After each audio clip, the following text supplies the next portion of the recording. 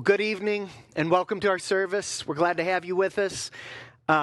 This project, this gathering that we have is meant to be able to combine the counseling side of things for Christian counseling to help people to embrace the Spirit of God and also community of church. So we have sermon messages and things of learning about the Bible, but also elements that help us to learn about ourselves, our tendencies, to heal from triggers, from wounds of the past, and to be able to come into the life that God gives us and gives us access to. This is something that churches this is what they were always meant to do, but we've moved away from that as a church, and so things are a little bit different here than what we would normally see in a church service. But the whole point of it is to bring you into a place of life, light, healing, and to be able to empower yourself for ministry into this world the way that you are meant to as a child of God. So let us stand. We're going to worship, and we'll get into our first section here today. So let's worship. Welcome to our gathering. We're glad to have you with us. We've been talking about how important truth is, and because we really are in a battle of tension between deception and truth, light and darkness, and these are images that are very powerful throughout the entire Bible. I mean, right at the beginning you have creation, that God speaks into the darkness, and light is the first thing that he brings in. He separates the light from the darkness. The light is good, and that's exactly what we see that happens in the Exodus, that God brings light into the darkness. He is the creator. He creates something new. And he does the same thing with Jesus, that he brings the light. In the book of John, it talks about how the light came into the world, but the world didn't know it. And we prefer darkness over the light because we have sin within us and it exposes us. But those who are of God are the ones that embrace the light so that God's work can work through us, and all will see that we've been transformed by the light, that the light comes into us. This is an image extremely powerful that represents what God is doing. And so think about, what do you have in the darkness? Darkness is you can't see correctly. Deception, you're going to get hurt and wounded and misled. You're not able to see and to walk the way that we are intended to walk, in safety and in security. And so all of these images are things that really do apply to the armor of God as well, that we have been talking about. This whole idea of the belt of truth. The belt of truth is the very first thing we have to put on. We have to commit ourselves to truth, commit ourselves to the light, decide to step out of the darkness and come into the light and become part of the kingdom of light. And so that is something that we're tested in every day of our lives, every moment of our lives. And so in this, we have talked about how the Enneagram is a personality test that I have found extremely helpful to be able to help us to understand the truth about ourselves. Many of us have had so many things that have happened in our life. In fact, all of us have. It just depends on how old we are and how much we've had to deal with in our life. But the more issues that we've dealt with, the trauma, the abuse, chaos that has happened in our life, the more that we've been conditioned into thinking in ways that often are very unhealthy. And the Enneagram helps us to understand how each of us process the chaos. And so if we put up the image of the Enneagram is something that has 9 different numbers that are there. Oh, do we have that up? So have 9 different numbers, and each of those tell us how we process the chaos, how we interpret it, how we organize it, or how we process it. And each of us have gifts in that way, but also often those very gifts that we have, because we can be sometimes in such a place of darkness, is that we figure and we find and we think that the only way that we can find life is the way that this Enneagram of how we process the world.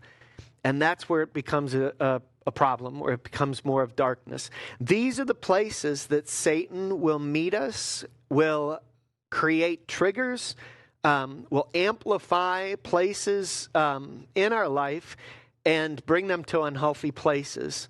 So by the time that I end up meeting somebody, they generally have many of these triggers. And so it's a matter of identifying them, identifying how they process things, and organize, and often then to be able to identify where idols are most likely brought in. Idols are things that we put in a place that only God should be, the giver of life, and yet we think that that's the only way that we can find life. So ways that we figured out about that, like last week we had talked about how you have the first part of the triad is up at the top, which is the gut or the body in this particular image. And those are ones that process really, it's how they process the chaos in the sense of the 1 will organize it, the 9 will suppress it. They just want peace. They don't want to fight. They don't want to argue. The 1, like I said, is the reformer, the one that will organize it, that is committed to making things right. And the 8 is interestingly also committed to making things right, but they come up from a place of strength, from a place of almost fighting. They look at the chaos as weakness or people that are weak, and then there are people that are strong. And so they do not want to be identified as being weak. They are a strong person. They will help those that are weak, but they definitely do not want to be seen as being weak. They don't want to be seen as being incompetent. All of those things. So they're the ones that they don't want to be taken advantage of either. When they're looking at a room, they're analyzing who is going to try and take advantage of me, who's the power person in the room. It's almost kind of like that animal instinct. Who's the alpha in the room here? Who do I need to basically to challenge to see if I can trust them, or if they're somebody that I can trust, that is a good person.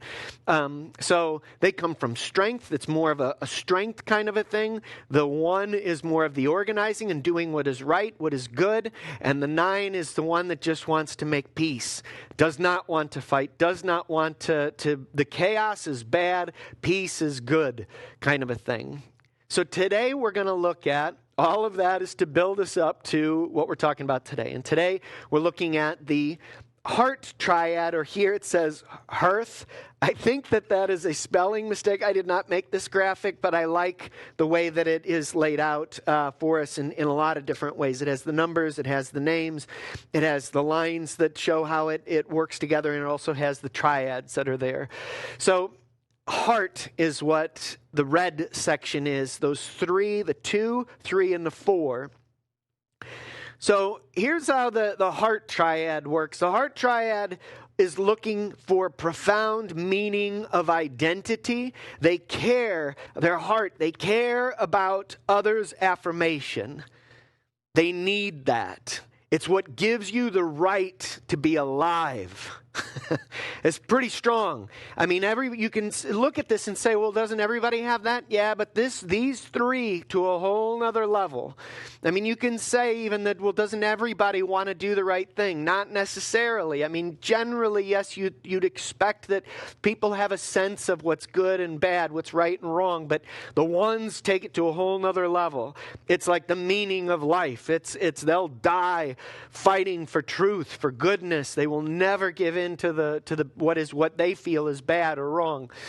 That's kind of the way it is here, is that it's amplified to a whole nother level, that the profound meaning of identity is based on how they're loved, how they're perceived and loved by others ultimately. And so they're concerned with shame or embarrassment and feeling of not being good enough.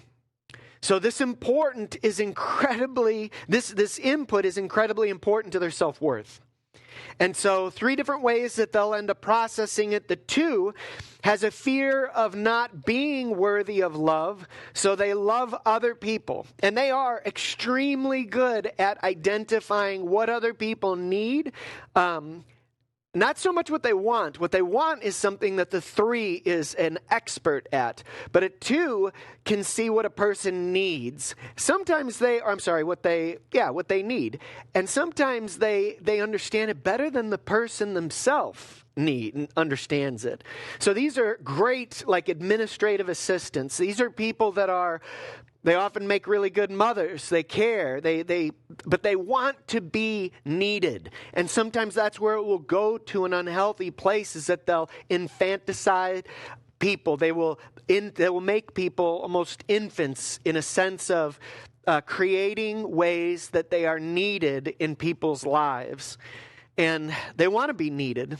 And again, like an administrative assistant, 2s often don't want to be in the spotlight. They don't want to be the person that is leading the charge, but they want to definitely be like the right hand to the person that's leading charge. They want to be needed and loved, and they do that by creating an ability. They've become incredibly good at taking care of other people. And so if they're appreciated, then they're affirmed, and that is good. They are in a happy place, but if they're not appreciated, they can go to a very dark place. Or if, say, children grow up, move out of the house, whatever the case, now they're gone. Now they have no meaning. They have no life at all. Their value is gone. They used to be a mother and someone who cared for people, or if they go through a divorce or any of these kind of things, that's ultimate failure, that they've been abandoned.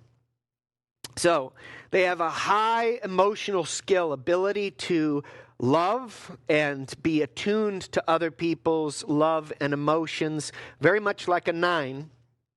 They can sense it, but they are seeking that and really good at being aware of those things for different reasons than the 9. The 9 does it for safety, because they feel things are unsafe and they want to know that they're safe. They want peace. The 2 wants to do it so that they can help and to love, so that they can be loved. Okay? The 3, moving to the 3, the achiever. The achiever is a performer. They want others to recognize their greatness. They are passionate about certain things. They got to be the best at whatever it is that they do. They're not just going to, if they're going to do something, they're going to be the best at it. They are able to look at other people and see what they want. Not even what they need, but what they want. And they can do it. They're the salespeople. They're the ones that know how to dress better than anybody. They can give speeches better than anybody. They are the leaders. They are the ones that can lead the charge. They're the ones that, either way, if there's a contest, they're going to win it one way or the other, or they're not going to play. It's one of the two. If they don't think they can win, they won't play. In fact, a lot of times if they think they're going to lose, they'll back out, because it's better to not play than to lose. Losing's not an option. Or they'll cheat. Sometimes they'll even manipulate things in order to win. That is the highest highest thing, is their image. Their image to other people, that they are great. They are successful. So love comes from results and being successful. That's what they learned. People love them when they're good, when they're the best at baseball or football or basketball, or whatever, sports or dancing or whatever it is that they end up doing, gymnastics, even can be with school, whatever. It's just that their greatness, they are loved and rewarded when they are doing excellent. So they're usually extroverts. They are task-oriented. They have their lists that they're going through. Ones have their lists also, but for different reasons. The ones are doing it so that they can end up accomplishing, to bring things from the chaos into organization and doing what's right. The 3 is doing it so that they can win. They got their tasks and they've got everything organized so that there is an organized system of how things will get to win. So, accomplishment equals love. Okay? And the 4th one is the individualist, is what it's said here, or it's the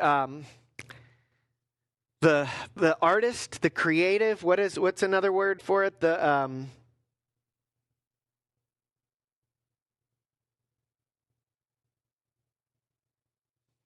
It's the artist. It's the creative one. It's the emotional one. This is one that's in tuned with self to a certain degree, that they believe that they are unique.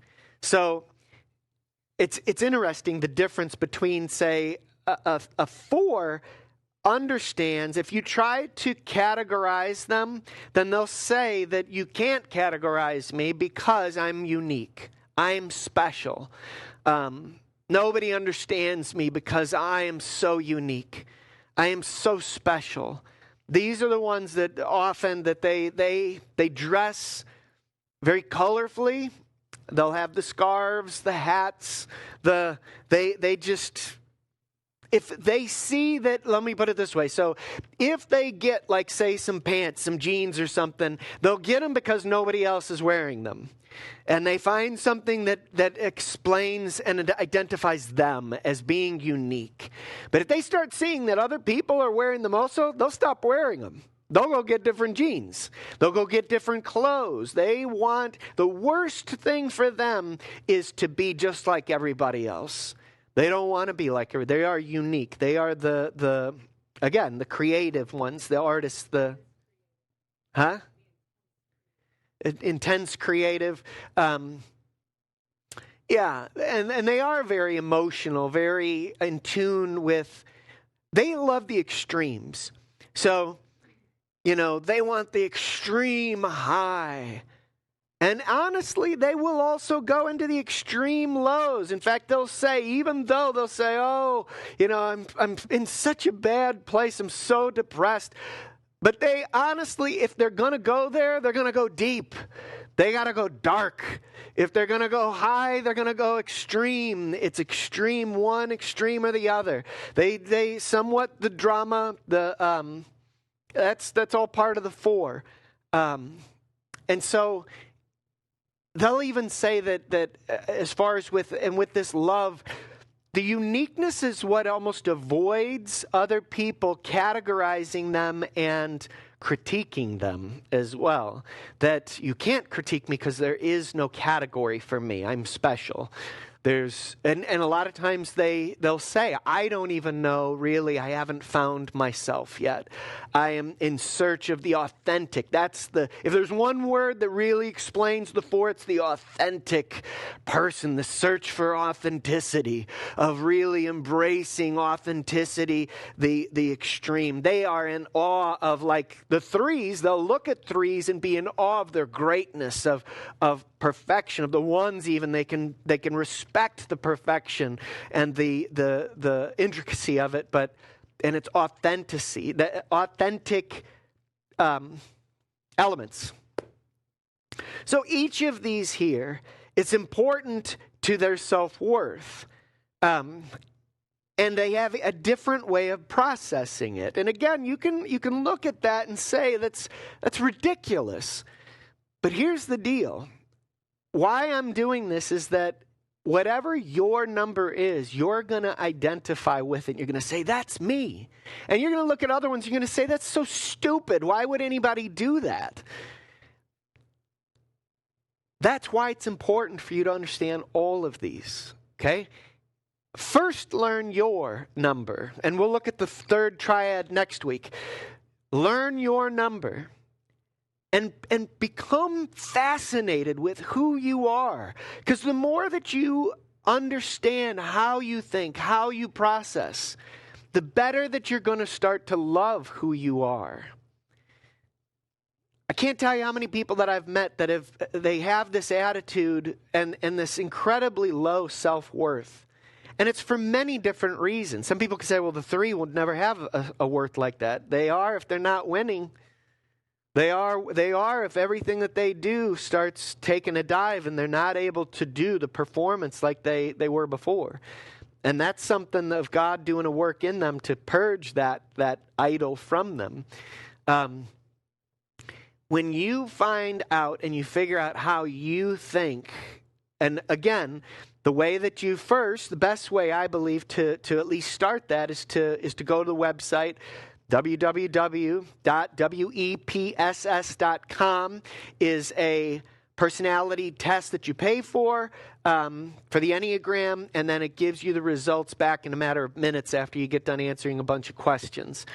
It's the most accurate test. You can do even some free ones online and give you an idea of what your number probably is, but that one, the Wagner Enneagram test, I believe is the best one that's out there, most accurate and gives the most information.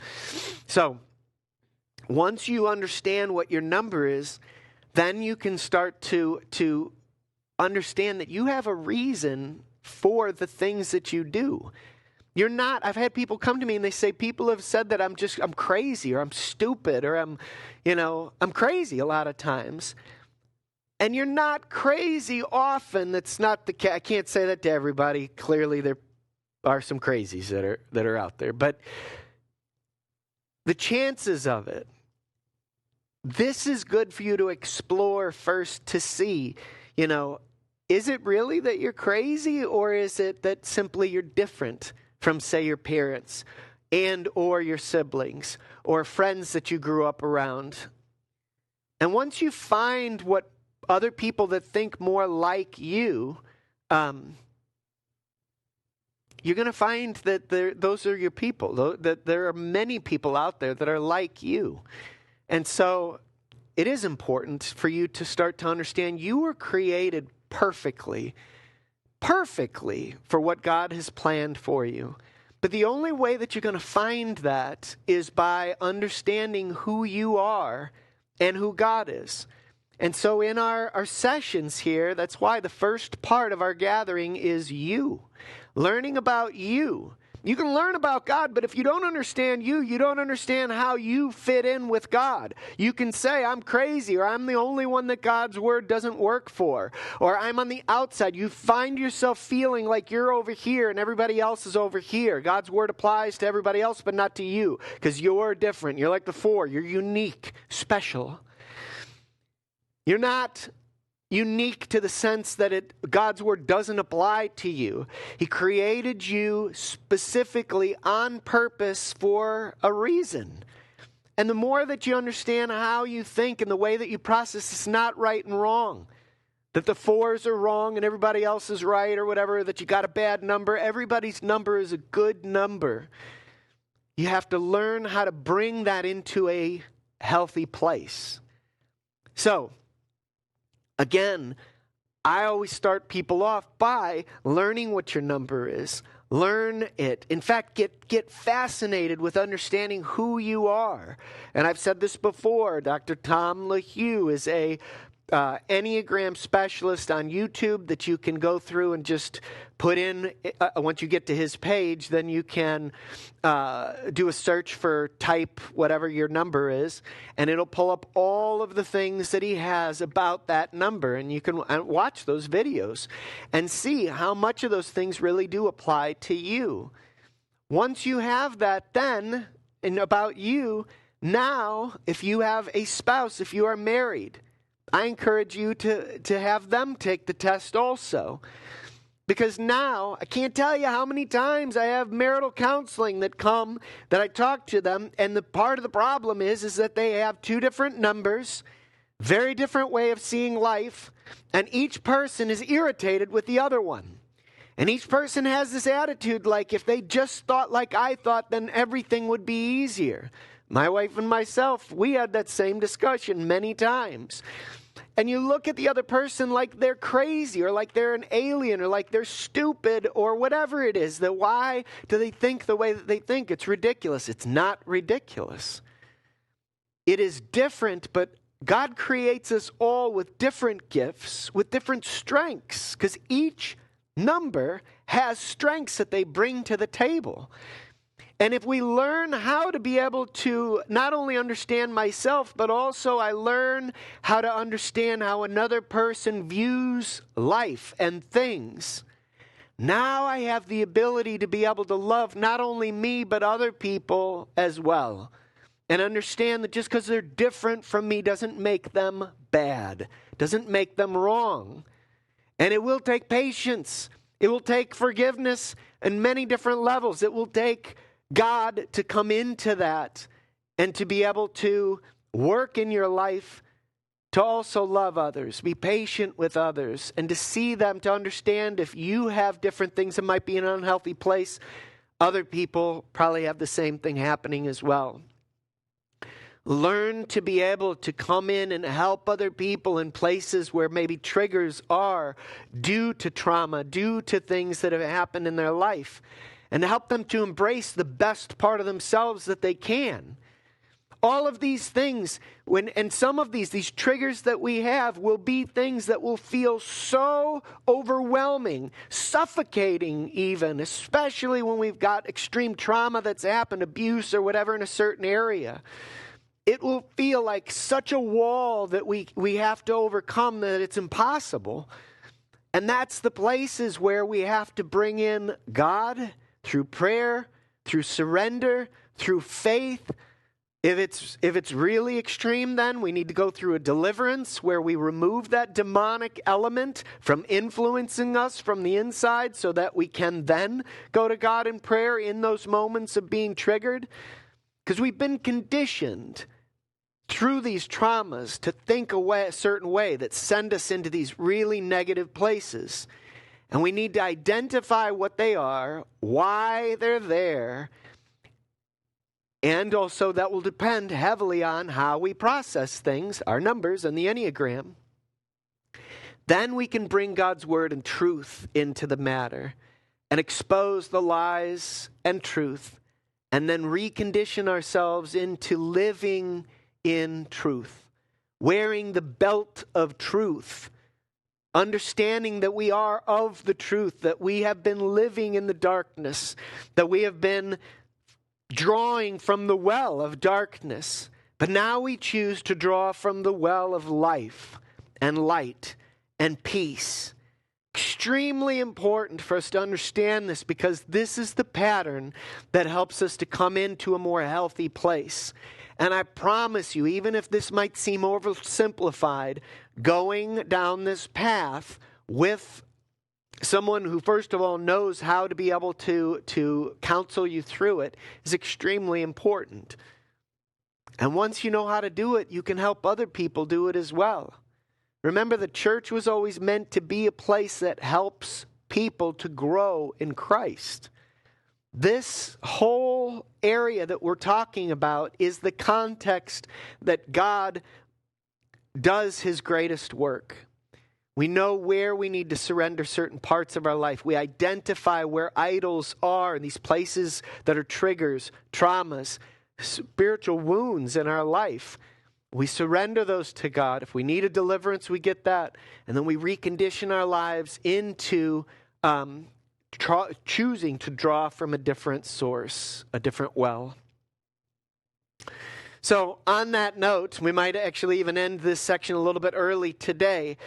But that is the key. So the heart one is something that is very much, it's important on how others see them, of how they receive love. It is very much surrounded around this love part. That's why it's the heart triad. And again, if that is you, then it's important to explore that. And if it's your wife or your husband, then for you to be patient enough to understand them. And here's the other thing. Even if you yourself aren't one of these numbers, and your husband or wife isn't one of these numbers, what about your kids? What about your friends? What about people at work? What about other church members? What about if you're on a board or a committee or whatever the case is, and you got some people that just rub you the wrong way? Well, maybe it's because their number, they process things differently. They see things differently. And you've said to yourself, they're just stupid. I hate them. You're not supposed to hate anybody as a Christian, as a child of God. And the reason is because you have eyes that God gives you that he has for his children.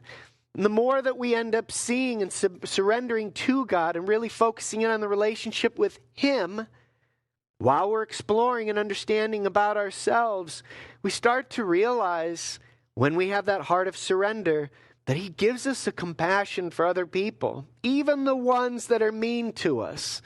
because we realize that they are also a child of God that is created in his image and likeness. Even if it is flawed, even if it is broken, even if it is mean at this time, even that happens for a reason.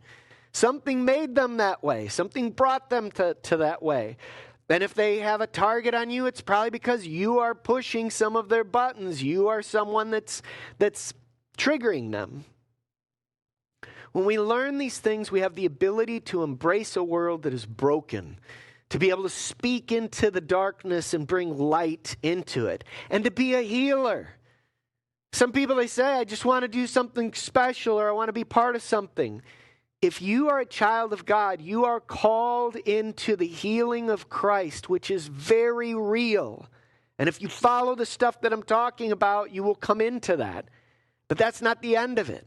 Not only do you get healed yourself, but you become a healer because you know the journey. And it's not just for you, it's also for others. This stuff works. It works. I call you, I challenge you, I encourage you to try it, to give it a chance, and you'll see there's power in this stuff. God's Spirit meets us in these places if we're willing, and he will glorify himself through any of us that have faith in him and walk with him in humility. At this time, we're going to end a little bit early on this section here, but that's a place to end. I don't want to get started on a whole nother subject. So we're going to take a break at this point, and we're going to go into section number 2, which is the fellowship with each other. Obviously, for those that are joining us online or through the recording, we don't have that on the recording here, so you will simply join us when we pick back up after section 2 when we get into the sermon message. So we'll see you shortly. God bless. The Bible introduces humanity as God's royal priests, ruling with God in Eden, a place full of life and abundance and God's blessing. But humanity was deceived by evil and then exiled from Eden. And so humans forfeited their calling as the royal priesthood. But God promised that one of their descendants would be an even better priest, who will defeat evil and intervene on their behalf to restore the blessings of Eden. This descendant would be a royal priest, like Melchizedek, that Abraham met in Jerusalem, and also like Moses and the priestly figure he saw on Mount Sinai. This descendant will also be like David and the priest king that David called my Lord in Psalm 110. And all of these figures lead us to Jesus, the ultimate royal priest who suffered and died for a failed humanity so that they could be restored to their original calling as royal priests. About a month after the resurrection of Jesus, his disciples see him ascend into the skies. Yeah, this was the fulfillment of Israel's hopes and of the story of Jesus. He was exalted into the heavenly temple of God's presence and installed there as the cosmic royal priest. Now, Jesus also told his followers to wait for God's presence to come and guide them into the future. And so during Pentecost, a festival in Jerusalem, God's Spirit comes down on them like they're each mini temples who are filled with God's presence. Mini temples? Yeah, just like God took up residence in the tabernacle and later the temple. Now God dwells among the followers of Jesus, and their bodies are the temple. The Apostle Peter, who was there that day, later put it this way: "You all are living stones, built up as a spiritual house. You all are a royal priesthood." So they are altogether God's temple. And they're also the priests, reclaiming that lost calling that God gave humanity to represent him and to rule the world on his behalf. The Spirit is restoring the life and blessing of Eden to the people of Jesus. But these people aren't priests. They're merchants and fishermen, soldiers and slaves, tax collectors and the poor. They work in the world and not in temples. And yet, they talked and behaved as if they were priests. They believed Jesus was the cosmic royal priest, ruling all of heaven and earth as his temple, and they saw themselves as an extension of Jesus here on earth, that is, the body of the Messiah. That's a beautiful image.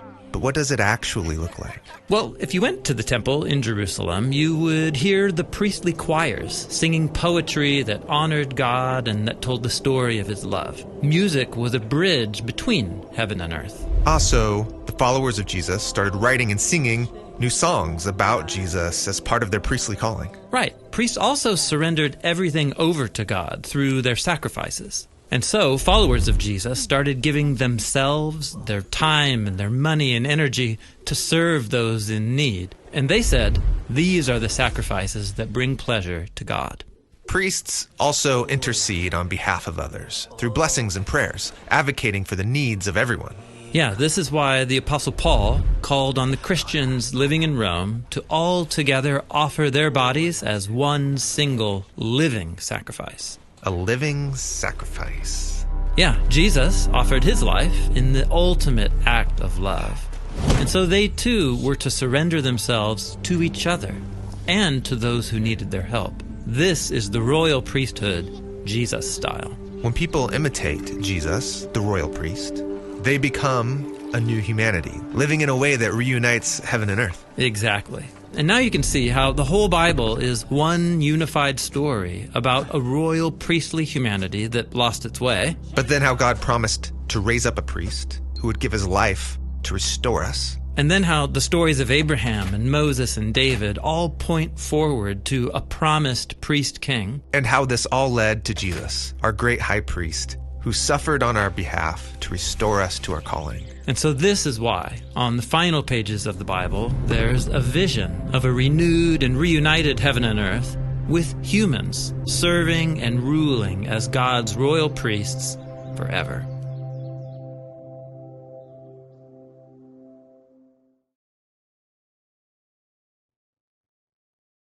All right, so the royal priesthood. The video had talked about how God has very specific requirements which need to be made before coming into his presence.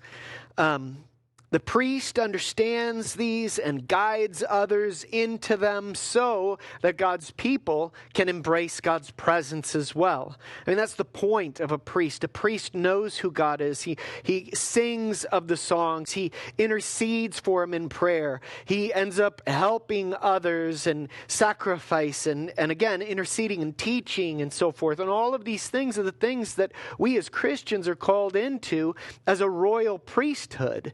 And again, the priest dwells in the presence of God. Well, now, not only does God's presence dwell around us, but it's in us. So we are a whole nother level of priests, a royal priesthood. It's amazing. And it extends not just to Israelites, but to all who accept Christ as king. It's amazing. But again, it's something that just like in training, we need to learn how to be these priests. Bad priests create more bad priests. Deception. And what you have to understand is that if we don't understand who God is, then we're teaching deception. And who is the king of deception? Satan. So we become his priests as opposed to God's priests. We need to understand we don't have to be perfect, but the surrendered element of walking with God, learning to know ourselves, but also the truth of God and how to come into that. The presence of God is there and will guide us and direct us into embracing truly what we are. So these phrases that we're going to see today, coming down and going up, these phrases are going to give us a visual of God's presence coming down and us going up to meet him where we are unified with him to do this, to be his priests upon this earth. So, a little background, Yahweh's teaching Israel how to be his people. So, last week we saw how, last week was where Jethro ended up teaching Moses of how to share in the responsibilities of judgment, and leadership within the community of Israel and not to wear himself out. Today we're going to see this royal priesthood. God is going to call Israel to Mount Sinai. So a whole nother level, a whole nother step in being these royal priests, this nation of priests. So Yahweh is teaching Israel how to be his people who will bless the world. But they have to know him, Yahweh, in truth as provider, protector, healer. We saw that with the manna and with the water out of the rock and with protection from even the Amalekites. And again, then the priest of Midian comes and he even acknowledges that there's no God greater than him.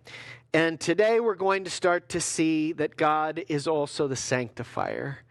So, sanctification is something that it is essential for us to understand what sanctification is, being sanctified, being made holy in God.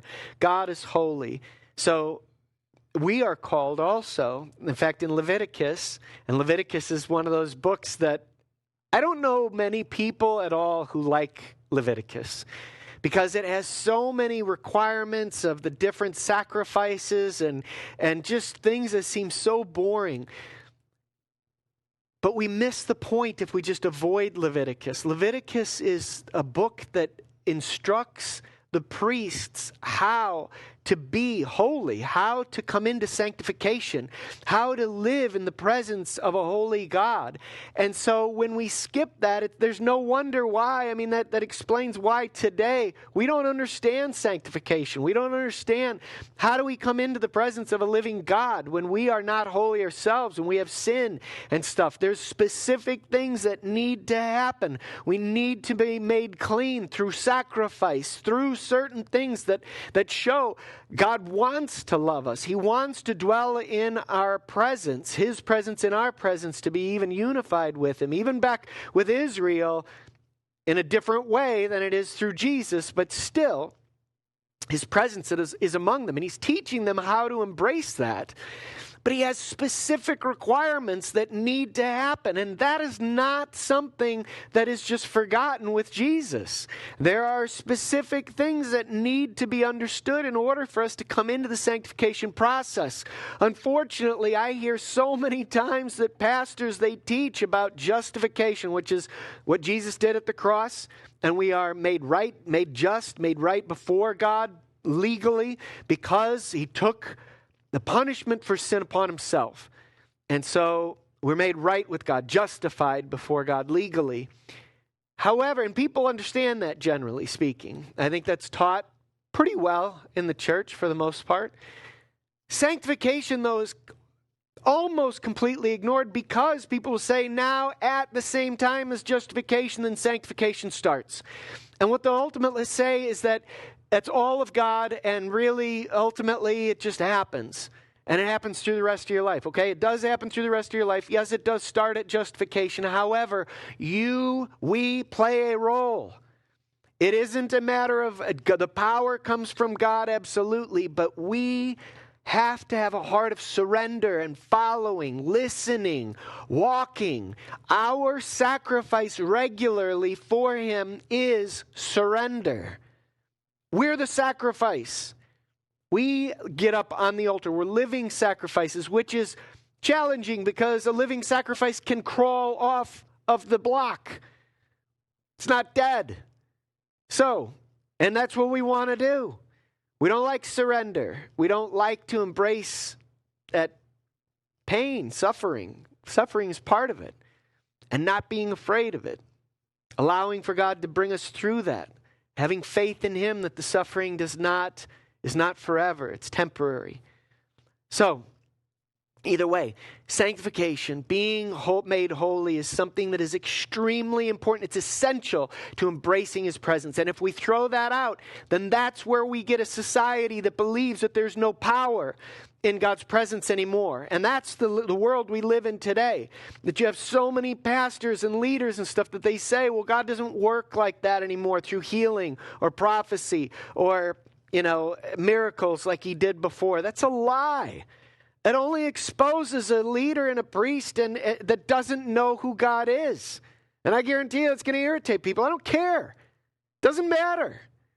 That's truth. They don't know him. That's why they're aggravated by that statement. They don't know him. That's why, and they don't experience his power and presence, so therefore they write it off as, instead of them being the problem, they can't be the problem, they're the experts. Pride. Instead, they blame God. What kind of a pastor is that? What kind of a leader is that? Is that a person that worships themselves? Or is so concerned about what other people think about them that they actually throw God under the bus? Or is it maybe us that's the problem? It's us. It's us. He says in his word, I don't change so that you're not destroyed, O Israel, his people. He gives us a pattern. He shows us how he works. And we need to understand what that is and come into it. Surrender, humility, faith, love, which is shown in obedience and following. All right, so let's get into our text today. A lot of stuff that was prequel to it all to build us up to our passage today. So let's get into it. First slide, verse 1 says, and we're in chapter 19. We're going through the entire chapter here today. Again, this is Mount Sinai is what we're looking at. So on the third day, the third new moon after the people of Israel had gone out of the land of Egypt, on that day they came into the wilderness of Sinai. They set out from Rephidim and came into the wilderness of Sinai. They encamped in the wilderness. There Israel encamped before the mountain of God while Moses went up to God. This is very much poetic. It's a poetic way, without breaking all of it down, spending a lot of time on that. It's ultimately saying 3 months after they left Egypt, they came to Mount Sinai. They had to travel through the wilderness as the wilderness surrounds the mountain of Sinai. The Sinai wilderness surrounds Mount Sinai, but also there were stops along the way. Rephidim is one of them. Rephidim is probably not very far from Sinai, but it is a little bit of a distance. Remember, they are at Rephidim, and they traveled to Mount Sinai, which is where water comes out of the rock. The water that comes out of the rock is at Mount Sinai. They traveled to do that there. And then they moved, we're going to see here, to the base. It's not the base of Sinai, but around Sinai, because the whole community then will be called to come up to the base of Sinai, which is separate from their camp at Sinai. So all of this is basically saying they had to go through the wilderness, the Sinai wilderness, which is, Sinai means my thorns or my bush. So it's approaching the presence of God. The thorns is sin. The bush is ultimately the burning bush that is on the mountain of God, where Moses was called, and that God is going to teach them how to his my thorns is ultimately, it's interesting because that's going to be shown. It's the separation of sin to God, but the burning bush is something of embracing his presence. So it's showing the sinfulness of Israel and the holiness of God, and the burning bush is showing how they are wood or a bush. It's actually a thorn bush that embraces fire and doesn't get burned. So again, it's an image of what God is going to do with Israel. He's going to teach them how to embrace his presence, which is always an image of fire, and not get burned by it. That's not normal. With fire. Fire consumes wood, but God's going to teach them how to embrace his presence. So they set out from Egypt and Rephidim. They came into the wilderness in both instances, and now they're coming into Mount Sinai. They're finally coming to the place that God had told Moses, you will bring the people back here. So, next slide. The Lord called to him out of the mountain. And this is Moses, because remember, Moses went up to God. Israel encamped before the mountain. Moses went up to God, and the Lord called out to him out of the mountain, saying, thus you shall say to the house of Jacob, and tell the people of Israel, you yourselves have seen what I did to the Egyptians, and how I bore you on eagle's wings. That's an image that is utilized throughout prophets and Psalms and all many different places. Even Revelation is talking about some of those imagery. It's God carrying Israel and providing for them despite the powerful enemy, Egypt, that came against them. So how I bore you on eagle's wings, and I brought you to myself. Now, therefore, if you will indeed, this is so important, so this is an if-then statement, if you will indeed, if you will surely, if you will definitely, this is a promise, though, also, if you will obey my voice and keep my covenant. So, obedience, following, keeping is not just doing it, but protecting it. Keeping is protecting it. It's so important. So, obeying it and protecting, guarding my covenant. Then, if you do these things, then, and you know what's interesting is that that's exactly what the priest does for the temple. It upkeeps the temple. It takes care of it, but it guards it. It protects it. It obeys the instructions that God has given to take care of it, to light the fires on the menorah, basically, that's there, the lampstand, or the bread, and provide that. And all of the things, they care for the whole temple. All of that, that's what the priest does. So if you obey and keep my covenant, then you shall be my treasured possession among all peoples, so among all nations, for all the earth is mine.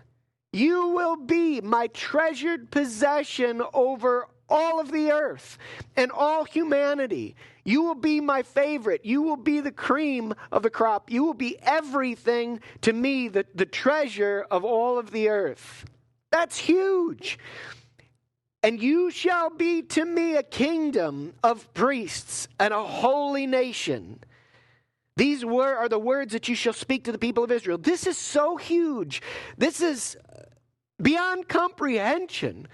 I mean, this is basically Israel is getting, this is grace. I mean, they are getting reinstalled as what Adam and Eve were ultimately given in the garden, and they blew it. They totally blew it. And God is saying, I'm giving you another chance. I'm not only forgiving you, I'm going to reinstate you as what you were always meant to be as humans. This is what we are called into being as Christians. Israel screwed it all up. They messed it all up. The priests are the ones that ended up becoming the ones that are the biggest enemies to Jesus. He's the one that actually comes when he says, I'm the good shepherd. That's in opposition to all the bad ones that now are taking care of the temple and are oppressing God's people and pushing them away. They abused their authority. And that is meant to be an image for us to see and a pattern not to duplicate, even though it is happening today quite a bit. It's supposed to be something we learn from and don't make the same mistake, but it's happening again. But here, if you will indeed obey my voice and guard my covenant that he makes with us, then you will be my treasured possession among all the earth. Even though everything is mine, you will be my favorite, my firstborn. You shall be to me a kingdom of priests, the ones who know me, represent me, and mediate between humanity and me. You will be a holy nation. Holy means separate. And God is holy. So he says to them in Leviticus, you are to be holy because I am holy. Why is that? Unity. The only way that we can come into the presence of a holy God is by being holy ourselves. And in Leviticus, the book of Leviticus, God gives us a whole bunch of instructions of how to do that. It's the same thing with Jesus.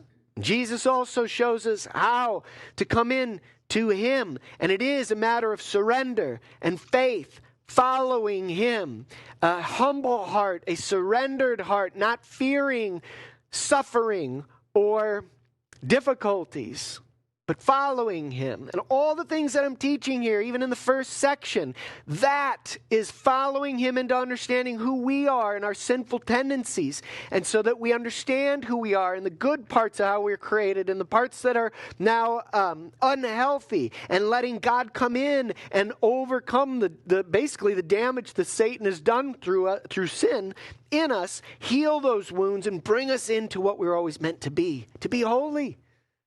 to not be ruled by these tendencies, by these triggers and so forth that bring us into darkness, but to use the power of God to overcome those things. If we don't use the power that we've been given to, we're never going to win that battle. Satan is a force that is way too powerful for us alone. But with God, it's not even close to being a battle. It's the same way that Satan battling us. He's way more powerful than us, but God is infinitely more powerful than Satan. And he knows that. That's why he tries to keep us from God. Because if he can do that, we're easy prey. All right, you will be my most treasured possession in all the earth, and a kingdom of priests and a holy nation. All right, so let's move to the next slide. In 7. So Moses came and called the elders of the people, and set before them all these words that the Lord had commanded him. All the people answered together and said, all that the Lord has spoken we will do. And Moses reported the words of the people to the Lord. And the Lord said to Moses, behold, I am coming to you in a thick cloud, that the people may hear when I speak with you, and may also believe you forever. Okay, so a couple of things. There's 2 parts to this slide. First part, 7 and 8. Israel agreed to everything that God is saying. Why wouldn't you? I mean, who would turn that down? No, thanks, God, I'm okay. Which is actually what we actually say to God when we're not interested in following him. Or when people have someone that's trying to teach them how to come into the healing and the presence of God and they're not interested. It's basically what we're saying. No, God, that's okay. You keep your royal priesthood, and I'd rather just be like the world. God's saying, are you serious? I'm giving you the highest honor that you could possibly have in all of creation, and you're turning it down? Yeah. You're not very smart, are you? All right. That's why they're called the fools. So Moses is already acting as a high priest, as mediator between Yahweh and Israel. He is already acting as what Israel is supposed to come into being. So resistance will be there for both, against Moses and against Israel as well, even the ones that do actually embrace the calling that they're being given. So the thick cloud that he talks about here in the second section is protection for Moses and for Israel because of their own sinfulness. Remember all of the sacrifices and stuff that hasn't been given yet. So it is a protection for them, but it's also to inspire fear, a dark, terrifying cloud, so that Israel will witness that Yahweh speaks with Moses directly. It will inspire fear and realize that they don't want to talk to God directly. Then Moses will be the interceder, which is what a priest does. A priest knows God and they intercede for him. Remember, all these things. So what Jesus does is he makes us all priests. Even Israel, as God's people, didn't have that direct access to God. It was indirect. Which is why when I say Catholics, and if you're a Catholic, this is not to insult you, this is to expose truth. The priesthood in the Catholic faith make you believe that you have to ask saints. You have to ask a priest. You have to confess to a priest. You have to have an intercessor between you and God because you don't have that right. But that's not what the New Testament tells us. What Jesus tells us is this, is you become royal priests. You have direct access to God. You don't need that intercessor anymore. There is no separation anymore. We become royal priests of God. That is an amazing thing that has changed. All right, so this is to verify. This whole thing is something to verify Moses as their leader, and to inspire their faith in him as such and trust him going forward and not rebel against him. That God puts his mark on him. He puts his seal, which is what is also on Jesus. That God the Father puts his seal of approval on Jesus by the power of the Holy Spirit. Same thing that he's going to do with Moses as well, and he's already done.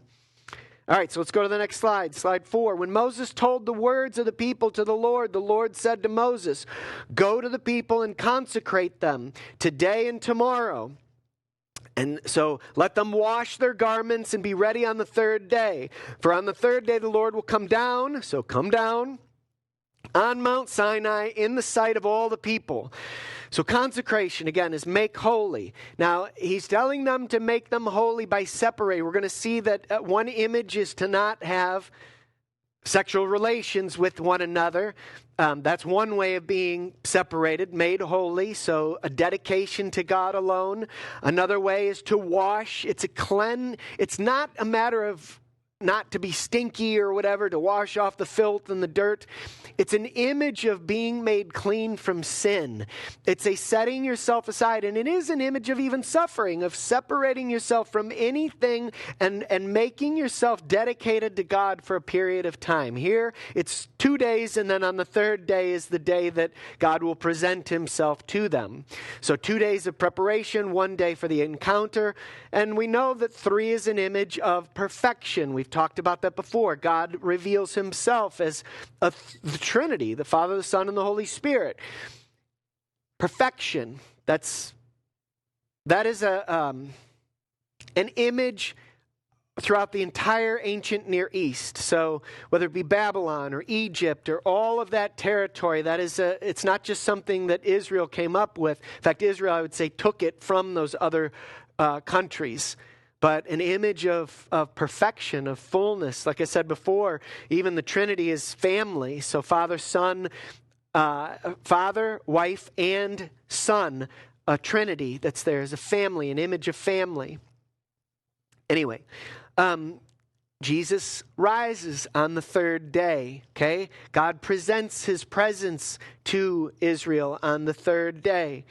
Okay, so God will come down from heaven on Mount Sinai, my thorn, my bush, in a thick cloud for all of Israel to see.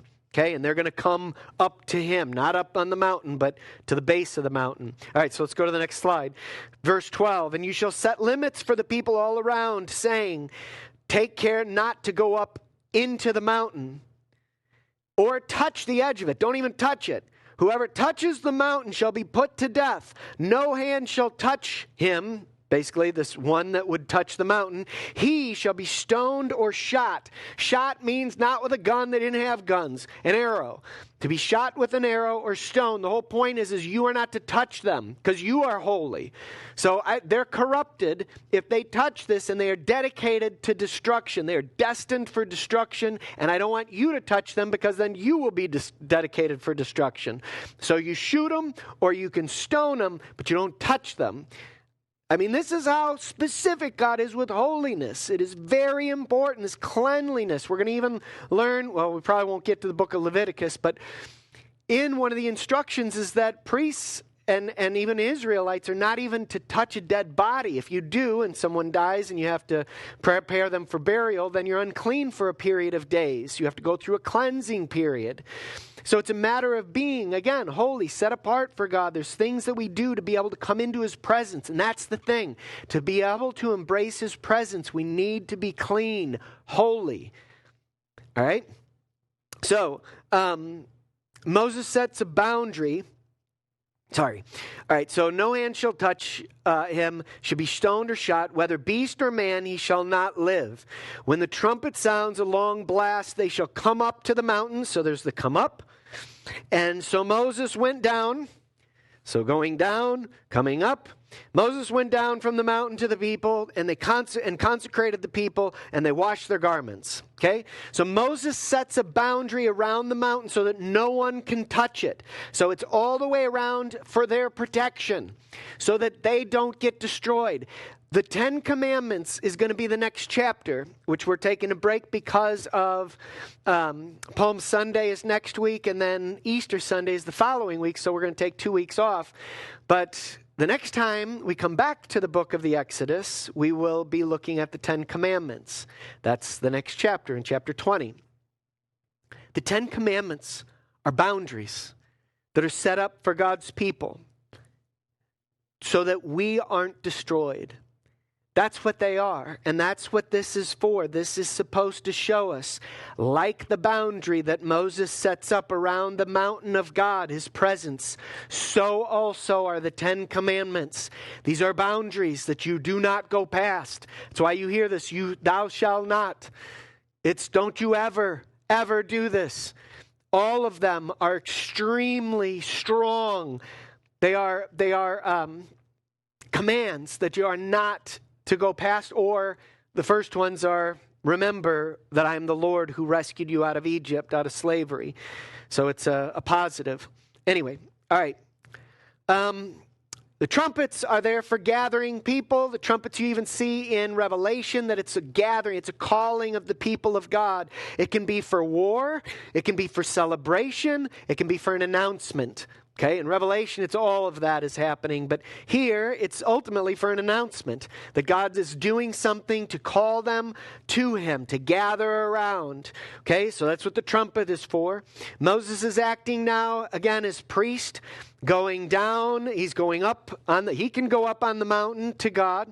He has been sanctified by God, but he is going up, speaking with him. He comes down, and then he mediates. He's talking. He's relaying what God is telling them, and then he keeps going up and down. And this whole idea is to show us what a priest does.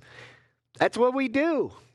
Again, acting as a bridge, or at least someone who goes back and forth over the bridge that God creates. Okay, so let's go to the next slide, verse 15.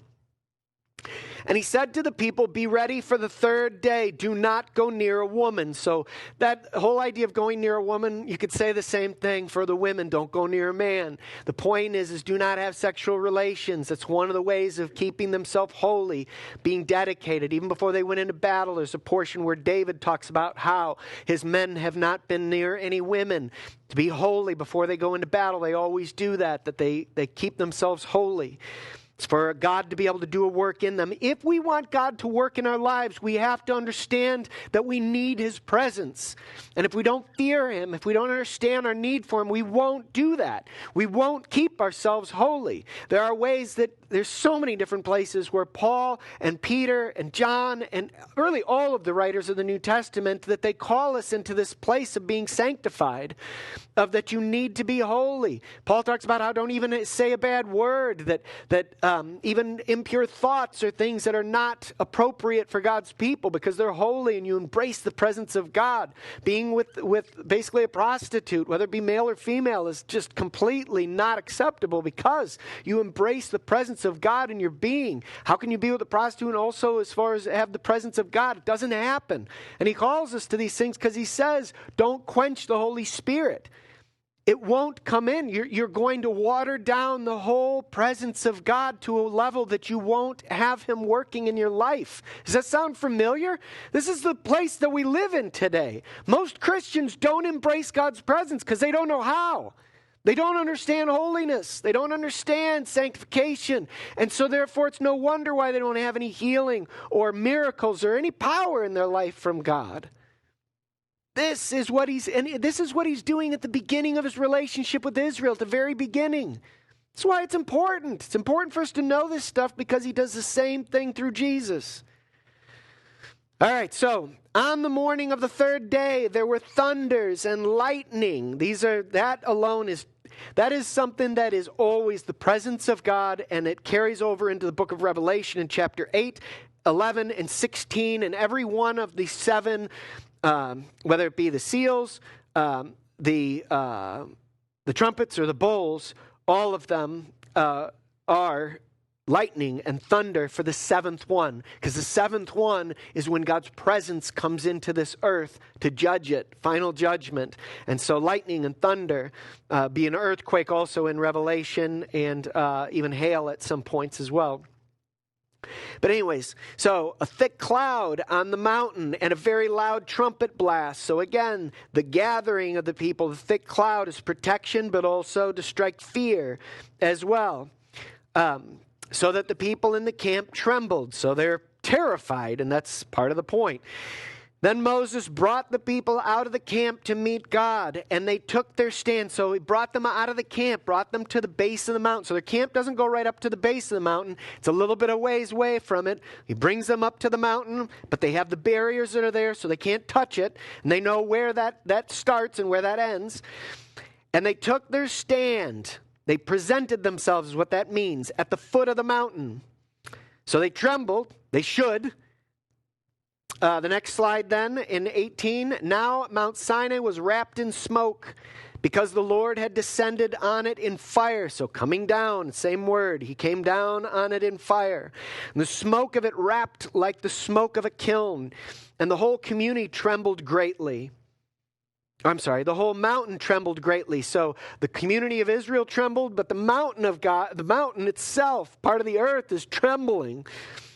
And as the sound of the trumpet grew louder and louder, Moses spoke, and God answered him in thunder. So Moses speaks, and God answers back to him. Do you see what he's doing? God is making sure the people see that this is his representative. This is his priest. This is somebody that they can look to in respect. And if they don't, they have to answer to God. So, Moses spoke, God answered him in the thunder. And the Lord came down on Mount Sinai to the top of the mountain. And the Lord called Moses to the top of the mountain. So Moses goes up. God came down from heaven. Moses goes up again. You see, Moses is 80 years old. He's already gone up and down already a couple of times. So, to the top of the mountain, and Moses went up. All right, let's go to the next slide. Verse 21, and the Lord said to Moses, go down. At some point, I almost expect that Moses would say, God, hey, I'm 80. I just already have gone up and down here 2-3 times. You're going to make me go down again and come back up? Yes. Go down and warn the people lest they break through to the Lord to look and many of them perish. Also let the priests who come near to the Lord consecrate themselves, make themselves holy. So, it's a little bit odd here because we don't know who the priests are yet. It's implying that Moses does know who the priests are. And I think that ultimately it has been revealed to Moses that the tribe of Levi are going to be the priests. And so this is a way of basically implying that Moses does know that the priests are going to be from the tribe of Levi. So another way you could say is let the Levites know that they need to consecrate themselves. There's another level of consecration for the priests, even more so than the Israelites. Why? Because they come even closer. Lest the Lord break out against them. And Moses said to the Lord, the people cannot come up to Mount Sinai, for you yourself warned us, saying, set limits around the mountain and consecrate it. So it's repetitive here twice now. And Moses is even getting impatient with God, like saying, we've already done that. I don't need to go down because the barriers have already been made. And this can seem like this is like a mistake, like a writer's mistake. It's not. This is extremely important to grasp this. Israel must be holy. Otherwise, they're in extreme danger of being destroyed. And God knows that. And he's careful, he's concerned, and he wants us to see this is extremely important for Israel to understand. He's giving them twice the same instruction, even though they just made the boundaries. He's saying, tell them again. Tell them again, because I am not going to, they will be destroyed. They will be consumed. We're going to see that eventually that Aaron, who is the high priest, his 2 oldest sons are both consumed because they don't listen to the instructions of God. They will be burned, basically alive, right there in front of everybody. But God's warning, be careful. You have to be extremely careful in my presence or you're going to find yourself destroyed. So, the mountain is holy, boundaries that are set up not to pass. The priests will come the closest to God, so they especially need to make sure that they are doing everything that God has required of them. And the last slide, next one. Verse 24, and the Lord said to him, meaning Moses, go down and come up, bringing Aaron with you. So now Aaron is going to come up with Moses. Why? Because he's the high priest. He's going to be. But do not let the other priests and the people break through to come up to the Lord. Not yet. The other priests and so forth. They will have a certain level of access to God, but nowhere near what Aaron has access to or Moses. And this is the way it was back then. It's the same idea of what you see in the Catholic Church, that you need an intercessor, that more holy ones are closer to God, and they're the ones that can talk to God, but not you. You go talk to them, and they talk to God for you. That's not the way it is anymore. But it is the way it was back in the Exodus. So go down and come up. Bring Aaron with you. Do not let the priests and the people break through. Come up to the Lord, lest he break out against them, meaning the Lord. So Moses went down to the people and he told them. Moses just simply obeys. He does say to God, God, it's not going to happen. They know. We've already done it. But the point is, Moses still listens. Okay, you're the boss. So in order for any human to come into the presence of Yahweh, they must be consecrated. They must be holy, made holy, pure, clean, set apart for service. If not, they will be destroyed due to sin. Now, Jesus does make us holy and purified, made right with God with sin once and for all. However, also in order to grow in sanctification, we also need to continue to be utilizing the forgiveness that we're given by Christ. Repent for sins as they even happen, and continue to keep ourselves from the sins of the world and ways of the flesh in order to embrace the presence of God. Or we're going to find it being watered down and not being utilized like we were meant to. Yahweh is very careful to instruct his people how to be blessed by his presence, but we must listen and obey, keep, protect, guard his covenant, his instructions, or ultimately we will be destroyed. Jesus is the ultimate sacrifice to us, so to make us holy. And we're able to have the presence of God dwell within us. We need to understand this sanctification, this walking with God. And that's what the whole first section of this gathering is all about. So, again, I don't have time to go into all of that in this particular message. We did that and started to do that in the first part. That's what it's there for, is to help us to understand what does sanctification look like. What does it mean to be able to come into the presence of God, to surrender, to not be afraid of sacrifice, of suffering, but to embrace it, to understand truth, embrace it, and then bring the light, the true light in God into the places of our struggle. He's the same God that rescued Israel from Egypt, most powerful nation in the world. He's the same God that rescues us from Satan, most powerful being, ultimately, who's the king of this world, besides God. Nobody's more powerful than God, but we have access to that power. So in order to be what we were called into being, we must understand Yahweh's instructions fully, and not skip parts of it just because they're not comfortable or entertaining to us. All of it's important and essential for success in our existence. Everything that God tells us has a point and a purpose to it. And if we neglect it, then we're going to fall victim because we didn't take the warning that God gave us. It's there for a reason. It's not a coincidence that we don't understand holiness today and we don't embrace his presence like we were meant to. But it feels like God has stepped away from a lot of us, and we get consumed as Christians even by darkness, by depression, because we don't understand how to embrace his presence. Again, that's the whole point of the Lighthouse Identity Project, is to help people to come into that, come back to that. Our world has moved away from that whole concept, and that is the whole point and purpose of what God is doing, is to bring us into this royal priesthood. Well, if we're not interested in being royal priests, what are we? Enemies. We're not his people. We're not his children. We've rejected what it is that he calls us into. So if we are in rebellion to what it is that he calls us into, we're Satan's children. We need to understand that. The fruit that we have is in the power and the presence of God that dwells in us, and we come into that life and peace and light and joy and strength and healing and become healers to others as well. We guide people into that.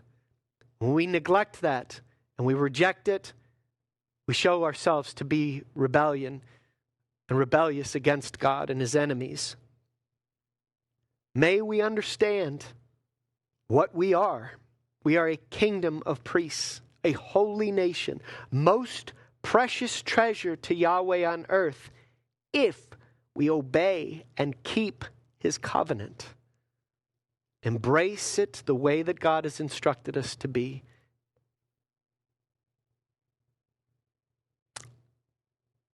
May we understand this. We have access to the greatest thing that there is in all of creation. May we be humbled. And may we truly embrace it the way God has revealed it to us in his word. May he be glorified in all of us.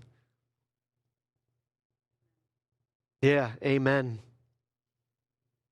I want to thank you for joining us tonight, this week, this day, if you're watching us on a Sunday.